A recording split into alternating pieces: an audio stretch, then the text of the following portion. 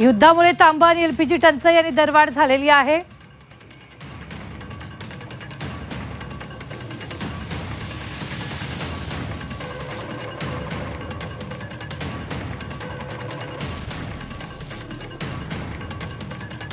आखाती देशातील युद्धामुळे तांबे आणि एलपीजी टंचाई दरवाढ झालेली आहे।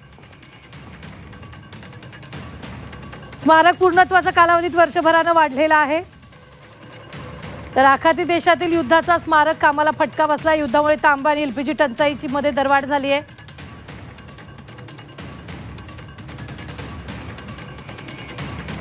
सध्या सुरू असलेल्या आखाती युद्धाचा परिणाम हा इंदू मिल प्रकल्पावर सुद्धा झालेला आहे। आखाती युद्धामुळे तांब आणि एलपीजी याची टंचाई निर्माण झाली आहे, त्यामुळे त्यांचे दरही वाढलेले आहेत। त्याच्यामुळे दादरच्या इंदू मिलमध्ये साकारण्यात येणार असल्याच्या डॉक्टर बाबासाहेब आंबेडकर यांच्या आंतरराष्ट्रीय स्मारकाला सुद्धा फटका बसलाय आणि हा प्रकल्प आणखी रखडण्याची शक्यता ही व्यक्त केली जाते। सगळ्यात महत्त्वाचं की आखाती युद्धामुळे तांब आणि एलपीजीचे दर वाढलेत, उद्योगामध्ये रोजगाराच्या अडचणी आल्यात, त्याच्यामुळे ओतकाम करणारे कारागीर हे सुद्धा उपलब्ध होत नाहीयेत। पुतळ्याचं 50 फूट उंचीचं ओतकाम झालंय। नवी खेप ही मुंबईला रवाना करण्यात येईल, मात्र सध्या तांबा आणि एलपीजीचे दर वाढल्यामुळे या कामामध्ये अडथळा येतोय।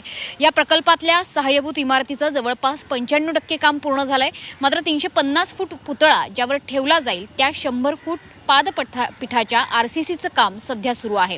या पादपीठावरच पुतळ्याचा सांगाडा सुद्धा उभा केला जाईल, मात्र हा प्रकल्प रखडला जातोय। हा प्रकल्प वर्षानुवर्ष पुढे ढकलला जातोय, त्याचं पूर्ण काम होत नाहीये। यावरून आता काँग्रेसच्या नेत्या आणि खासदार वर्षा गायकवाड यांनी सुद्धा टीका केलेली आहे। त्यामुळे एक प्रकारे आतापर्यंत वेगवेगळ्या कारणामुळे हा प्रकल्प रखडत होता, मात्र आता आखाती युद्धामुळे पुन्हा एकदा या प्रकल्पामध्ये अडथळे निर्माण होत असल्याचं चित्र समोर आलेलं आहे। कॅमेरामॅन प्रकाश सामंतशी पाठक, झी 24 तास, मुंबई।